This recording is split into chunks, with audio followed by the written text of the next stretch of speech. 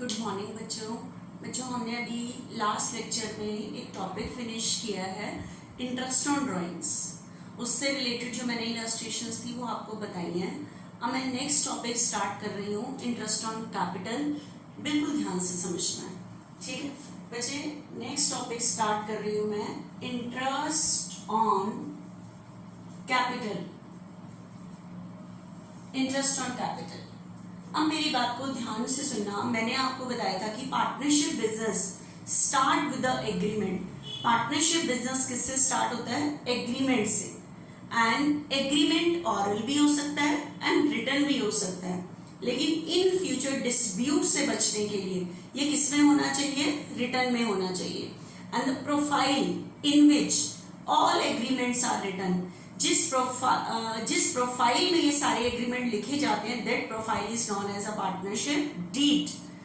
लेकिन बच्चे डीड में सारी चीजें डिसाइड करके लिख दी जाती हैं, लेकिन अगर पार्टनर ने पार्टनरशिप डीड नहीं बनाई, मतलब कोई भी एग्रीमेंट नहीं किया, तो कैसे पार्टनर को इंटरेस्ट दोगे, कितना पार्टनर को सैलरी दोगे, कितना कमीशन दोगे, प्रॉफिट किस रेशो में डिस्ट्रीब्यूट करोगे, ड्राइंग पे इंटरेस्ट की रेट क्या होगी, तो वो मेरी बात को ध्यान से सुनना। तो मैंने आपको किसी लेक्चर में डिस्कस भी किया था कि rules applicable in the absence of partnership deed. Partnership deed की एब्सेंस में फॉलो होने वाले रूल्स कौन से हैं? तो मैंने आपको बताया था कि profit will be distributed equally. Second बताया था no interest on capital will be allowed to any partner. ये मैं बता रही हूँ rules applicable in the absence of partnership deed, कि अगर पार्टनर ने पार्टनरशिप डीड नहीं बनाई तो what rules will be follow, क्या रूल्स एप्लीकेबल होंगे। तो first rule, no profit and loss will be distributed in the ratio of 1:1, मतलब इक्वल प्रोपोर्शन में डिस्ट्रीब्यूट होगा। No interest on capital will be allowed to any partner, किसी partner को interest नहीं दिया जाएगा। No salary will be allowed to any partner, किसी partner को सैलरी भी नहीं दी जाएगी। No commission will be allowed to any partner, किसी को कमीशन भी नहीं दिया जाएगा। कोई पार्टनर ड्राइंग भी नहीं कर सकता और ड्राइंग पे इंटरेस्ट भी चार्ज नहीं होगा। मतलब ना पार्टनर को कुछ देना है ना कुछ पार्टनर को लेना है, ना पार्टनर से लेना है, बस लोन के ऊपर इंटरेस्ट अलाउ करना है 6% की रेट से। तो मैंने आपको बता दिया कि in the absence of partnership deed no interest on capital. तो अब मेरी बात को ध्यान से सुनना, नेक्स्ट टॉपिक में ये चीज आएगी। जैसे बच्चे इंटरेस्ट ऑन ड्राइंग का पूरा टॉपिक था, आज इंटरेस्ट ऑन कैपिटल का पूरा टॉपिक है। ध्यान से सुनना। आपके पास फर्स्ट कंडीशन आ रही है, if partnership deed is silent as to interest on capital, as to interest on capital। क्या लिखी मैंने line? If partnership deed is silent, partnership deed silent है as to interest on capital। किस विषय में silent है? पार्टनरशिप डीड साइलेंट का मतलब कि पार्टनरशिप डीड में इंटरेस्ट ऑन कैपिटल से रिगार्डिंग कुछ नहीं कहा गया कि पार्टनर को किस रेट से इंटरेस्ट देना है, ठीक है, कि किस रेट से पार्टनर की कैपिटल पे क्या देना है, इंटरेस्ट देना है, ये कुछ नहीं बताया गया, ठीक है। पार्टनरशिप डीड में रेट ही डिसाइड नहीं है। तो आपको मैंने बताया था rules applicable in the absence of partnership deed no interest on capital will be allowed. तो कभी भी आपके पास क्वेश्चन में रेट नहीं गिवन है, इसका मतलब कैपिटल पे क्या नहीं देना, इंटरेस्ट नहीं देना। तो फर्स्ट रूल है, if partnership deed is silent as to interest on capital. As to interest on capital का मतलब है कि पार्टनरशिप डीड में इंटरेस्ट ऑन कैपिटल से रिगार्डिंग कोई रेट डिसाइड नहीं की गई। अगर कोई रेट डिसाइड नहीं की गई तो no interest on capital will be allowed. Capital पे कोई इंटरेस्ट नहीं दिया जाएगा। अगर आपके पास क्वेश्चन में रेट नहीं है तो कैपिटल पे क्या नहीं दिया जाएगा, इंटरेस्ट नहीं दिया जाएगा। फर्स्ट रूल, रेट नहीं है तो नहीं देना, ठीक है। अब मेरी बात को सेकेंड पॉइंट को ध्यान से समझना। If partnership deed describe as to interest on capital, as to interest on capital, as to interest on capital. If partnership deed is silent, as to interest on capital का मतलब simple language में कहूं तो rate is not given in partnership deed, कि partnership deed में interest on capital की rate ही given नहीं है, रेट गिवन नहीं है तो नहीं देना कैपिटल पे इंटरेस्ट। अब ध्यान से सुनना next line, if partnership deed describe as to interest on capital, partnership deed में इंटरेस्ट ऑन कैपिटल से रिगार्डिंग कुछ डिस्क्राइब किया गया है, अगर मैं इसको सिंपल लैंग्वेज में कहूं तो इसका मतलब rate is given in partnership deed, partnership deed में इंटरेस्ट ऑन कैपिटल की क्या गिवन है, रेट गिवन है, मतलब इंटरेस्ट ऑन कैपिटल से रिगार्डिंग पार्टनरशिप डीड में डिस्क्राइब किया गया that means rate is given in partnership deed, partnership deed में इंटरेस्ट ऑन कैपिटल की रेट गिवन है, ठीक है। तो इसके अंदर बच्चे 3 केस आते हैं, थोड़ा सा ध्यान से समझना, फर्स्ट, सेकंड और थर्ड, बिल्कुल ध्यान से। रेट गिवन है क्वेश्चन में, मतलब मान लो अगर पार्टनरशिप डीड में कहा गया है कि कैपिटल पे जो इंटरेस्ट दिया जाएगा वो 8% पर एनम गिवन होगा, रेट तो गिवन है लेकिन रेट के साथ कंपल्सरी वर्ड नहीं है, कौन सा वर्ड नहीं है, कंपल्सरी वर्ड नहीं है, मतलब गिवन तो है क्वेश्चन में कैपिटल पे इंटरेस्ट देना है 8% की रेट से, लेकिन क्या वर्ड नहीं है, कंपल्सरी वर्ड नहीं है, कंपल्सरी वर्ड नहीं है मतलब इसका आपको भी ये क्या मतलब मैम आया कि आज तक तो कभी भी ऐसा कोई वर्ड नहीं आया कि कंपल्सरी वर्ड नहीं है, तो इसका मतलब है कैपिटल पे इंटरेस्ट तो देना तो है लेकिन कंपल्सरी नहीं है देना, इसका मतलब है कि देना तो है लेकिन क्या ध्यान रखना है कि बिजनेस क्या नहीं जाना चाहिए, इंटरेस्ट ऑन कैपिटल की वजह से बिजनेस लॉस में नहीं जाना चाहिए, इंटरेस्ट ऑन कैपिटल की वजह से बिजनेस क्या नहीं जाना चाहिए, लॉस में नहीं जाना चाहिए।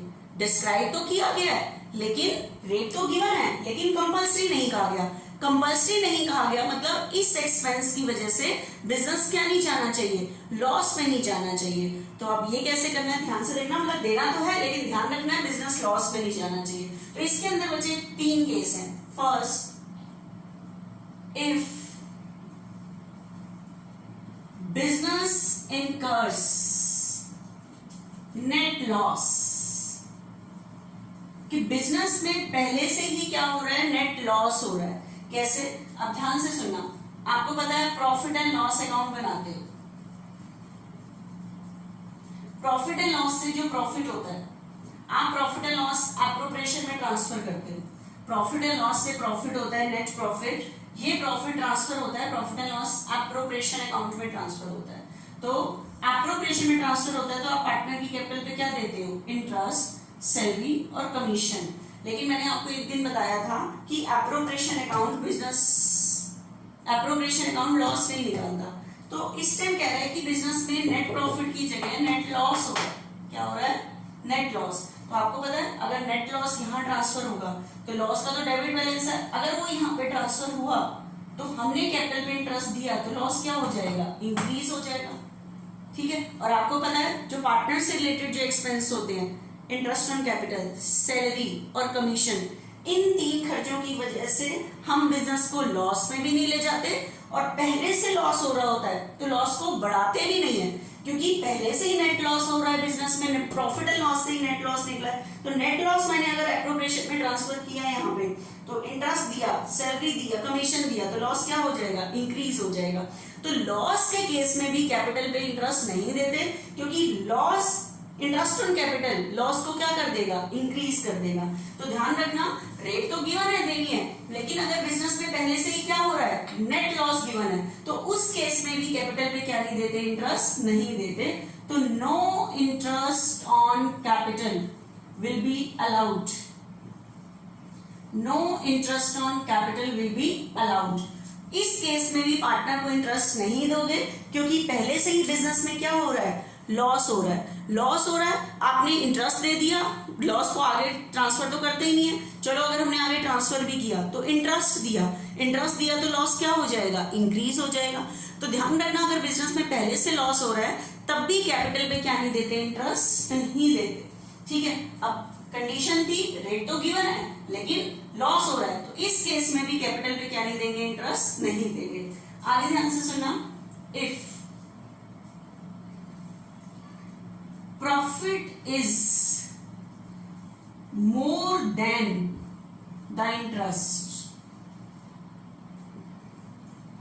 profit is more than the interest, profit is more than the interest, profit ज्यादा है किससे, इंटरेस्ट से।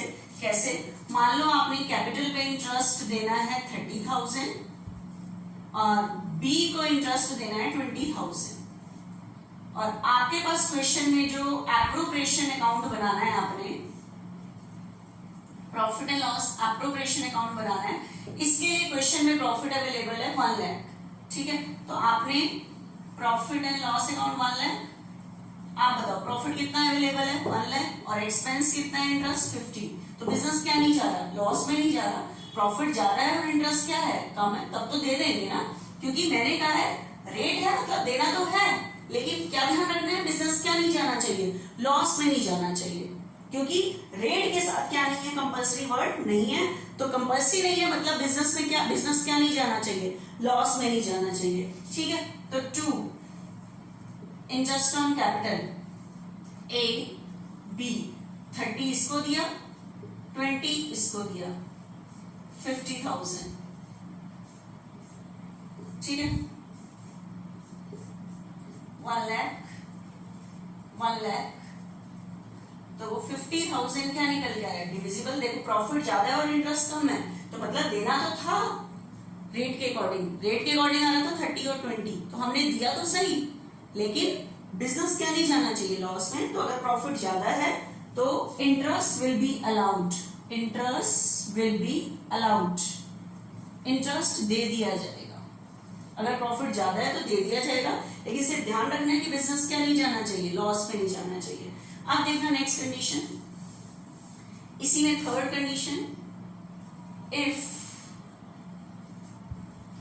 Profit is less than the interest, profit is less than the interest. इस कंडीशन को ध्यान से समझना है कि रेट है मतलब देना तो है, रेट के अकॉर्डिंग मैंने कैलकुलेट किया है, ए का इंटरेस्ट इतना है, बी का इतना है, तो profit is less than the interest. इस बार प्रॉफिट कम है किससे, इंटरेस्ट से। अब ध्यान से सुनना, आपके पास क्वेश्चन में profit and loss appropriation account बना रहे हो, by profit and loss, profit given है 15, प्रॉफिट कम है और इंटरेस्ट ज्यादा है, और आपको पता है रेट के साथ क्या नहीं है, कंपल्सरी वर्ड नहीं है, तो इसका मतलब बिजनेस क्या नहीं जाना चाहिए, लॉस में भी नहीं जाना चाहिए। मैंने आपको बताया था इन एक्सपेंस की वजह से बिजनेस क्या नहीं जाता, लॉस में नहीं जाता, क्या नहीं जाता, लॉस में नहीं जाता। तो आपके पास प्रॉफिट कम है और इंटरेस्ट ज्यादा है, ठीक है, लेकिन रेट के साथ कंपल्सरी वर्ड नहीं है, तो इसका मतलब ध्यान रखना बिजनेस क्या नहीं जाना चाहिए, लॉस में नहीं जाना चाहिए, क्या नहीं जाना चाहिए, लॉस में।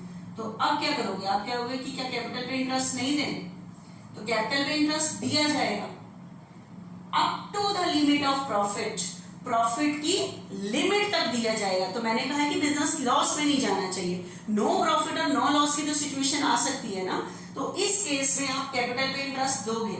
अगर प्रॉफिट कम है, इंटरेस्ट ज्यादा है, तो आप इंटरेस्ट दोगे, लेकिन up to the limit of profit, जितना प्रॉफिट अवेलेबल है उस लिमिट तक ही दोगे, ठीक है, तो 15 ही दोगे इंटरेस्ट। तो नो प्रॉफिट और नो लॉस की सिचुएशन आएगी, लेकिन बात आ रही है कितना इंटरेस्ट ए को दे, कितना बी को दे। तो आपको मैंने एक दिन पहले भी बताया था कि इनका जो एक्चुअल इंटरेस्ट है, इसको काट के जो रेशियो बनती है, that is a ratio of interest या रेशियो ऑफ कैपिटल कह लो, क्योंकि कैपिटल और इंटरेस्ट की रेशियो सेम होती है, ठीक है। तो ए और बी, ए का एक्चुअल इंटरेस्ट 30 था, बी का एक्चुअल इंटरेस्ट 20 था, तो काट के रेशियो बनी 3:2। तो ये जो आप इंटरेस्ट दे रहे हो, ये ए को कितना, बी को कितना, तो 3:2 की रेशियो में, तो 15,000 का 3/5, तो 9,000 इंटरेस्ट इसको मिला, 6,000 इसको मिला। तो तो ये प्रॉफिट शेयरिंग रेशियो में नहीं कि हम कोई प्रॉफिट बांट रहे हैं, इंटरेस्ट दे रहे हैं हम, ठीक है। तो इंटरेस्ट की रेशियो में डिवाइड किया गया। तो ध्यान रखना, अगर क्वेश्चन में रेट है इसका मतलब देना तो है, लेकिन रेट के साथ अगर कंपल्सरी वर्ड नहीं है इसका मतलब आपको हमेशा ध्यान रखना है कि बिजनेस क्या नहीं जाना चाहिए, लॉस में नहीं जाना चाहिए। तो मैं आपको 4 कंडीशन बता चुकी हूँ, रेट नहीं है तो देना तो है ही नहीं, बिजनेस में पहले से ही लॉस हो रहा है तो तब भी इंटरेस्ट नहीं देना क्योंकि लॉस इंक्रीज हो जाएगा। उसके बाद प्रॉफिट ज्यादा है किससे, इंटरेस्ट से, तब तो दे देंगे।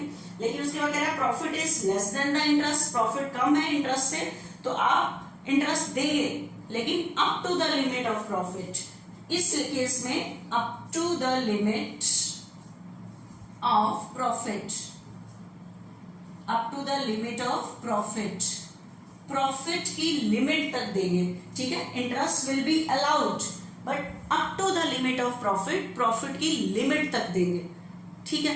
अब ये मैंने आपको नेक्स्ट सेकेंड कंडीशन में 3 कंडीशन दी कि क्वेश्चन में रेट गिवन है लेकिन रेट के साथ कैसा वर्ड नहीं है, कंपल्सरी वर्ड नहीं है। तो ध्यान रखना बिजनेस लॉस में नहीं जाना चाहिए।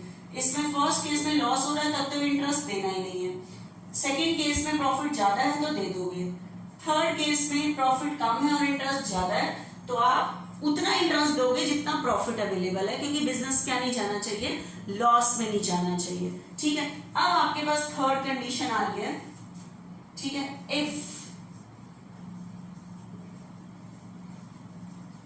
Partnership deed described as to interest on capital, partnership deed describe as to interest on capital, partnership deed में इंटरेस्ट ऑन कैपिटल के लिए कहा गया है, मतलब रेट गिवन है एंड कंपल्सरी ऑल्सो,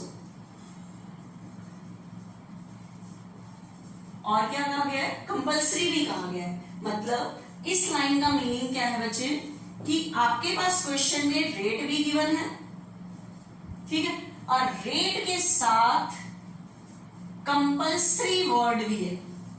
कैसा वर्ड है, कंपल्सरी वर्ड। कंपल्सरी रेट के साथ कंपल्सरी वर्ड का मतलब बेशक से बिजनेस क्या चला जाए, लॉस में, interest on capital will be allowed at any cost, interest on capital दिया जाएगा। और जब क्वेश्चन में लिख दिया कि इंटरेस्ट ऑन कैपिटल दिया जाएगा एट एनी कॉस्ट, मतलब रेट के साथ कंपल्सरी वर्ड है, इसका मतलब ये तो फिर ऑनर से रिलेटेड रहा नहीं, देना तो ऑनर को है। तो जिस क्वेश्चन को अगर कंपल्सरी कर देता है वो खर्चा एप्रोप्रिएशन में आ ही नहीं सकता, क्योंकि एक वर्ड आते हैं बच्चे, क्या नाम है वो, जिस खर्चे को हम कह देते हैं कंपल्सरी कि देना ही देना है, बेशक से बिजनेस क्या चला जाए, लॉस में, और एप्रोप्रिएशन अकाउंट तो क्या नहीं निकालता, लॉस निकालता ही नहीं है। तो इस केस में, जिस केस में कह दे कि इंटरेस्ट ऑन कैपिटल कंपल्सरी है, उस केस में इंटरेस्ट ऑन कैपिटल एप्रोप्रिएशन में आ ही नहीं सकता, क्योंकि ये एग्रीमेंट बिल्कुल किसकी तरह हो गया, आउटसाइड पार्टी की तरह हो गया। तो इसकी वजह से जब इंटरेस्ट ऑन कैपिटल को कंपल्सरी कर दिया देना, इंटरेस्ट ऑन कैपिटल को कंपल्सरी कर दिया मतलब इंटरेस्ट ऑन कैपिटल को कह दिया कि बेशक से बिजनेस क्या चला जाए, लॉस में चला जाए, देना ही देना है। तो इस केस में हम इंटरेस्ट ऑन कैपिटल देंगे लेकिन प्रॉफिट एंड लॉस एप्रोप्रिएशन में ना लिखकर उस केस में प्रॉफिट एंड लॉस अकाउंट में लिखा जाएगा इंटरेस्ट ऑन कैपिटल। जब इंटरेस्ट ऑन कैपिटल को देना क्या कह दिया, कंपल्सरी कह दिया, ठीक है। एक तो मैंने एक सिंपल वर्ड आपको बता दिया कंपल्सरी, लेकिन कंपल्सरी के बच्चे 5 वर्ड्स और हैं, एक बार देखना ध्यान से कि ये मैंने कहा रेट गिवन है लेकिन रेट के साथ कंपल्सरी वर्ड लिखा हो, रेट गिवन हो और 8% पर एनम, बट रेट के साथ क्या होना चाहिए, कंपल्सरी होना चाहिए। कंपल्सरी का मतलब बेशक से बिजनेस क्या चला जाए, लॉस में चला जाए, आपको इंटरेस्ट ऑन कैपिटल को देना पड़ेगा।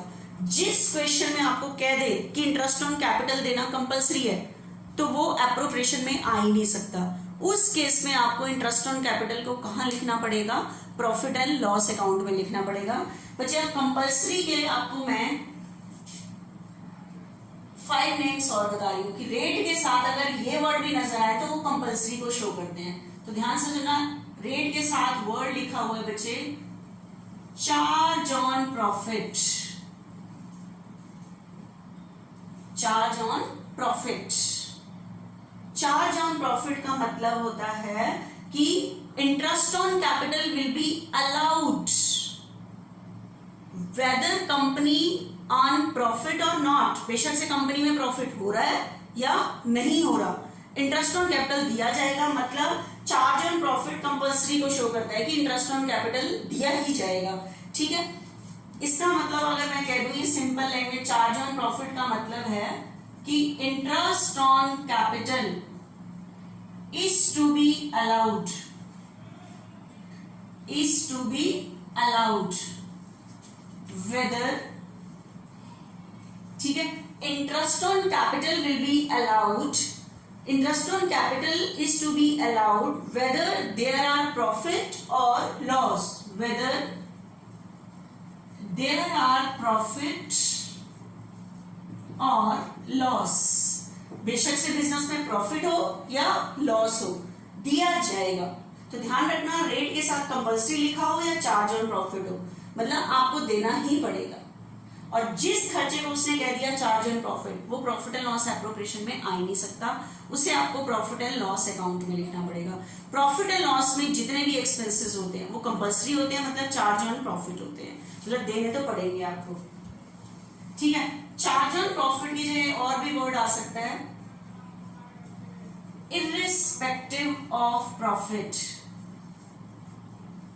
irrespective of profit। आपके पास लाइन हो सकती है कि interest on capital will be allowed at the rate of 8% per annum and interest on capital will be allowed irrespective of profit, कि इंटरेस्ट ऑन कैपिटल दिया जाएगा, प्रॉफिट के अगेंस्ट जाकर भी दिया जाएगा, मतलब क्या दिया ही जाएगा, मतलब कंपल्सरी हो गया।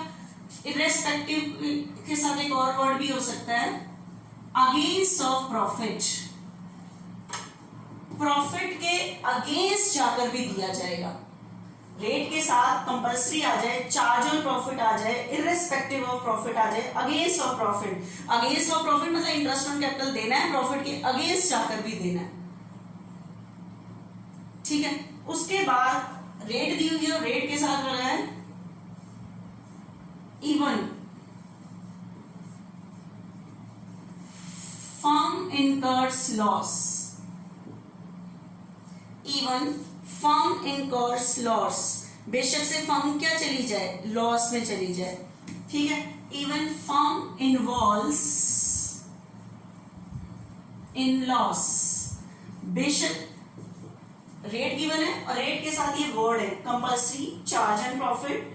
कंपल्सरी तो एक सिंपल लैंग्वेज कर दी मैंने इस चीज को, charge on profit, irrespective of profit, against of profit, even firm involves in loss, बेशक से फर्म क्या चली जाए, लॉस में, इंटरेस्ट ऑन कैपिटल दिया जाएगा।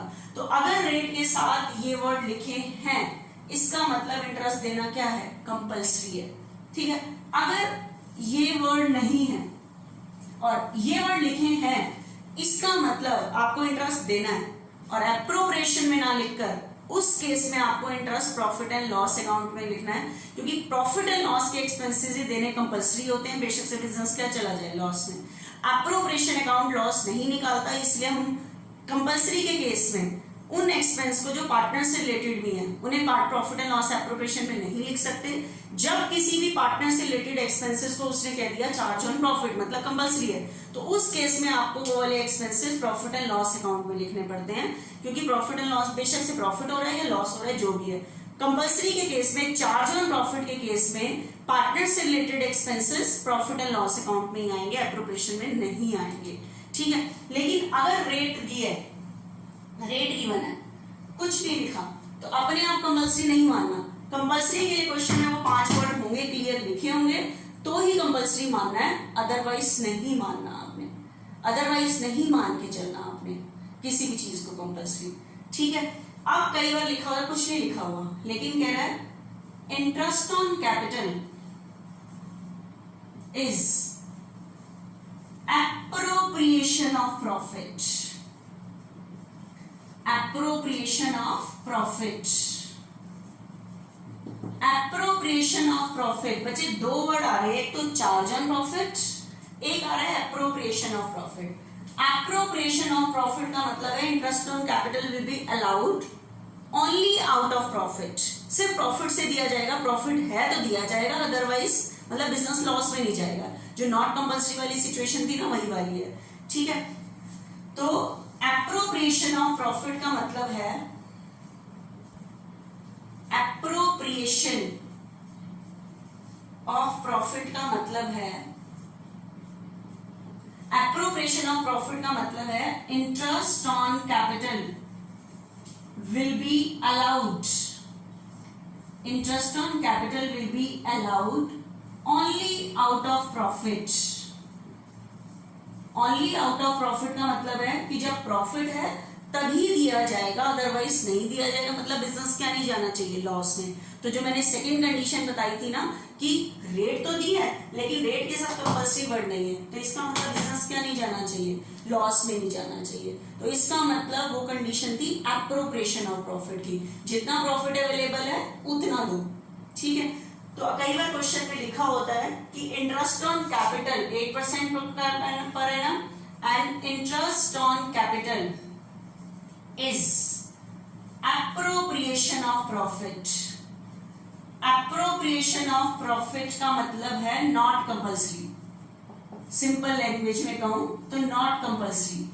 नॉट कंपल्सरी का मतलब, नॉट कंपल्सरी का मतलब बिजनेस क्या नहीं जाना चाहिए, लॉस में नहीं जाना चाहिए, प्रॉफिट में से दिया जाएगा, प्रॉफिट है तो दिया जाएगा, अदरवाइज नहीं दिया जाएगा। लॉस हो रहा है तो नहीं देना, प्रॉफिट ज्यादा है तो दे देंगे, प्रॉफिट कम है तो up to the limit of profit. तो ये जो मैंने सेकंड कंडीशन बताई थी उसके लिए appropriation of profit word use हो सकता है। लेकिन जहां मैं रेट के साथ अपने वर्ड यूज कर दिए वो 5 जो मैंने बताए हैं, charge and profit, against of profit, irrespective of profit, even firm involves in loss या कंपल्सरी, तो इसका मतलब बिजनेस क्या जा सकता है, लॉस में जा सकता है। तो इस केस में इंटरेस्ट ऑन कैपिटल को एप्रोप्रिएशन में ना लिख के प्रॉफिट एंड लॉस अकाउंट में लिखना होता है, ठीक है। तो अब मैं इस टॉपिक के सम स्टार्ट करूंगी, नेक्स्ट लेक्चर में देखते हैं फिर उससे, ठीक है बच्चे।